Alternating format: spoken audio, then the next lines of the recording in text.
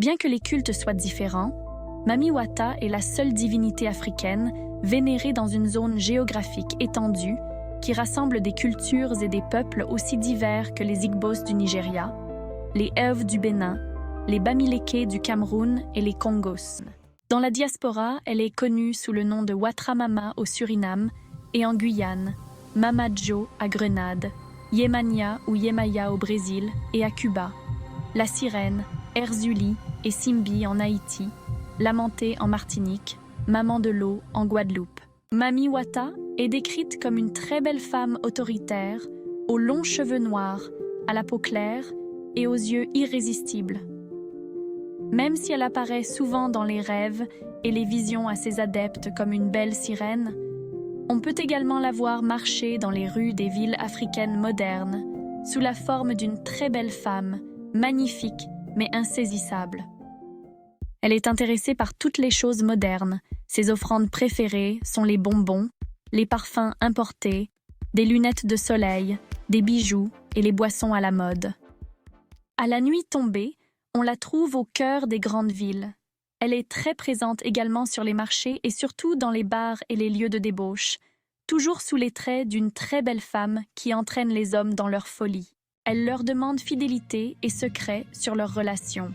De ce fait, l'homme est contraint à l'abstinence sexuelle s'il accepte le pacte, la fortune et la santé lui sont accordés.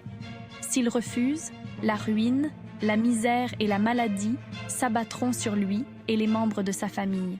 Dans le folklore congolais, Mami Wata est une prostituée qui tente et pervertit les hommes. Mami Wata, c'est Collection Cole, circa 1987. Néanmoins, l'esprit semble être lié à d'autres esprits de l'eau qui ont une histoire beaucoup plus ancienne sur le continent africain. Les divinités aquatiques étaient très nombreuses, en Afrique de l'Ouest comme en Afrique centrale. Dans la culture Igbo, on retrouve ces esprits de l'eau sous le nom de Ndimili, alors que dans la civilisation Congo, ces esprits portent le nom de Mbumba. Certaines histoires Igbos suggèrent que les poissons sont ses enfants et qu'elle les utilise comme bois de chauffage. Les couleurs de Mami Wata sont le rouge et le blanc.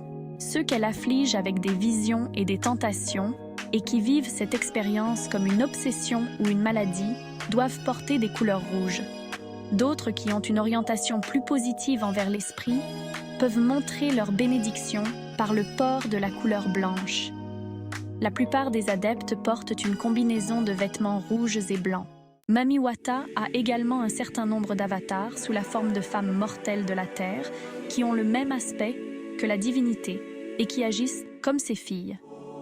Mami Wata peut donner la richesse à ses adeptes, à ses filles ou à ses conjoints, hommes, qui lui sont fidèles, mais elle n'est jamais connue pour donner la fertilité. Mami Wata est parfois perçue comme une métaphore des conditions africaines modernes. Avoir la connaissance de la richesse mondiale et le désir de consommation à grande échelle, mais manquer de richesse ou de l'accès effectif à cette richesse du monde, ce qui permettrait aux Africains de participer au système.